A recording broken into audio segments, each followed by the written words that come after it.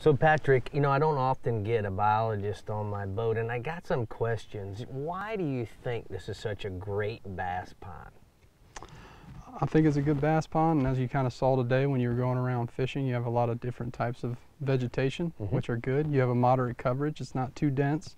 You want a moderate coverage of vegetation because it provides refuge for forage fish, juveniles of some of your sport fish species like bluegill, other panfish, black crappie, and also some shads.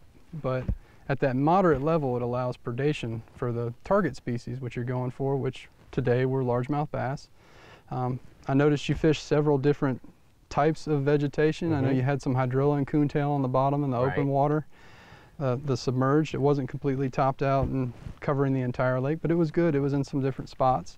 You also fished some banana lily here and maiden cane, and that was a lot of the patches of vegetation that we can see out in the lake. The banana lily with those pods there. Now we saw fish busting out on the lake.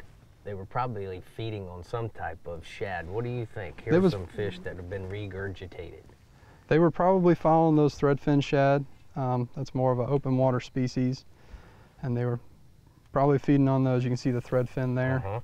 It's one of the distinctive characteristics. And you also caught some black crappie, which would benefit from that submerged vegetation. Well, thank you for clarifying that. And you know, guys, the thing that comes to mind by talking to Patrick is understanding why lakes or ponds or shorelines or points hold fish is going to make a better fisherman out of you. So keep that in mind.